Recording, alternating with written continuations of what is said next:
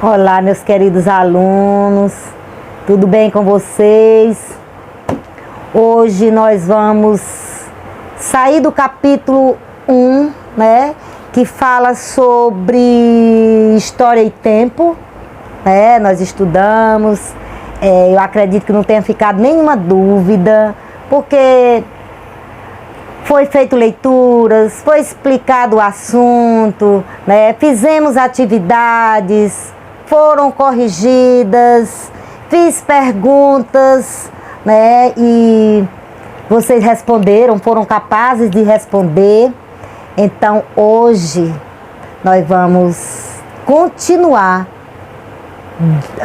os nossos estudos com as fontes e conhecimento em história, que é o capítulo 2, lá na página 23 do livro de vocês. Portanto, peço que vocês peguem os livros, né?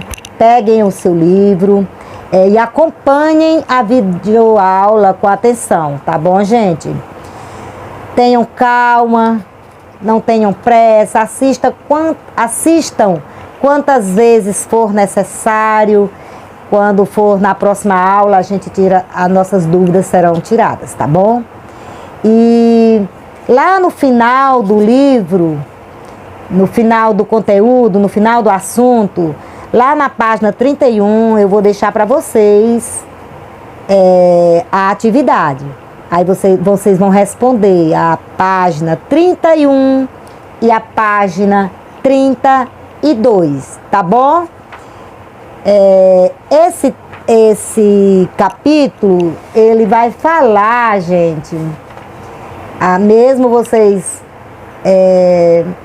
indo acompanhar a videoaula, pegar o livro de vocês, estudarem, ele vai falar das fontes históricas, né? O que são as fontes históricas, vai falar também sobre o conhecimento histórico, a colaboração de outros profissionais. E nós vamos lá no final saber quem faz a história, né? Eu acredito, eu acho que eu já falei, eu tenho certeza que eu já falei para vocês, né? Quem faz a história. Nesse momento vocês já sabem me responder. Quem faz a história? Também nós temos o sujeito da história. Então, gente, não esqueçam de pegarem seus livros para acompanharem a videoaula, tá bom? Um cheiro no coração de cada um e um bom final de semana. Fiquem com Deus. Olá, alunos do sexto ano. Hoje iniciaremos o segundo conteúdo que iremos trabalhar: fontes de conhecimento em história. Hoje eu acabei esquecendo de trazer meu fone, então provavelmente o áudio não vai ficar muito bom. Apesar do que vocês viram um pouco do que eu vou falar agora na atividade anterior, sobre as fontes históricas. O trabalho do historiador é semelhante ao de um detetive. Ao investigar um caso, o detetive os vestígios deixados pelos envolvidos, como por exemplo, um fio de cabelo, um brinco, uma lata vazia. O historiador age da mesma forma, utilizando todos os vestígios ou as pistas disponíveis para construir um conhecimento sobre a história. Os vestígios podem ser escritos, imagens e objetos, produzidos pelas pessoas na sua passagem pela Terra, são chamados de fontes históricas. As fontes históricas podem ser escritas, visuais, orais ou cultura material. Células de identidade, diário, leis, etc., são exemplos de fontes escritas.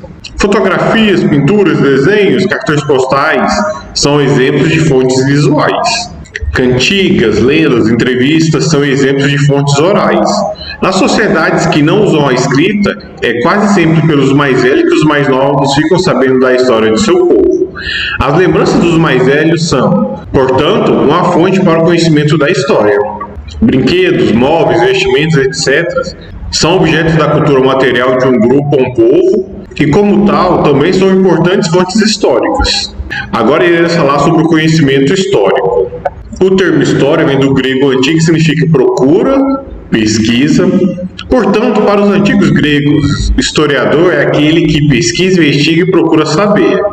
Hoje, história é o nome dado a uma disciplina que estuda os seres humanos no tempo e no espaço, e a palavra historiador passou a significar profissional formado em universidade, cujo trabalho é pesquisar e escrever sobre o passado e o presente e as relações entre um e outro. De modo simplificado, o conhecimento histórico é construído por meio dos seguintes passos. Passo 1. O historiador escolhe o assunto que quer conhecer e delimita o tempo. Um exemplo, ele quer conhecer como viviam os jovens em cidades brasileiras nos anos de 1980, o dia a dia, o estudo, a diversão, o namoro e etc. Passo 2. O historiador reúne as fontes históricas que irá utilizar, textos, revistas, jornais, fotografias, objetos, entrevistas com senhoras que naquele tempo eram adolescentes. Passo 3. Lê, ouve, vê e organiza esse material todo e verifica se as fontes são confiáveis.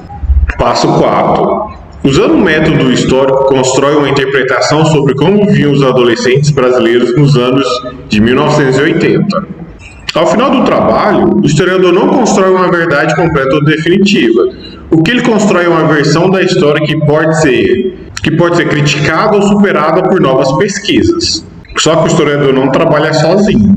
Colaboração de outros profissionais.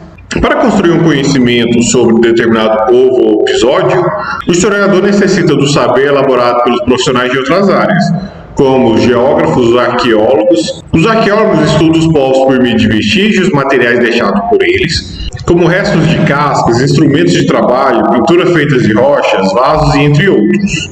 O pedaço de um machado de pedra escavado por um arqueólogo e examinado em um laboratório pode nos contar sobre a idade daquela pedra e o modo de vida do povo que utilizou aquele machado. Vasos, potes e jarros para beber água estão entre os achados mais comuns nas escavações arqueológicas, porém são poucos os encontrados inteiros. Assim, incorporando os saberes acumulados por outros estudiosos, o historiador vai aumentando seu conhecimento sobre os seres humanos e sua trajetória ao longo do tempo. Como estamos estudando história e também estamos fazendo história, vocês já pararam para pensar quem faz a história? Então, vamos aprender agora. A história não é feita apenas pelos grandes personagens, reis, generais e presidentes, mas por todos nós. Isto é, por pessoas como eu, você, sua professora, a diretora, o prefeito e etc. Grupos como de artesãos, dos idosos, dos soldados, dos ricos, das mulheres e os das crianças. Instituições sociais como a igreja, a Câmara dos Deputados e o Exército. Assim, pode-se dizer que você, eu, sua professora, seus parentes, os artistas, os políticos, a igreja e o exército, todos nós, portanto, somos sujeitos da história. E para finalizar, vamos falar sobre os sujeitos da história. Por história, entende-se o estudo da ação dos seres humanos ao longo do tempo. Em outras palavras, não existe história sem sujeito, sem uma pessoa ou um grupo social responsável por aquelas ações. Então, se a gente for analisar, todo mundo que já viveu na nossa sociedade é um sujeito histórico. Então, se a gente for lembrar da nossa infância, de quando a gente era muito mais novo, na região que morávamos, ou que ainda moram, tinham personagens que faziam parte da história daquela região. O dono de uma padaria, o dono de um bar, o dono de uma oficina, aquela barraca da feira que você sempre compra determinado produto. Tudo aquilo faz parte da nossa história e concretiza o sujeito histórico. Então, todo mundo que vive em sociedade é um sujeito histórico. Então, essa foi a nossa aula de hoje.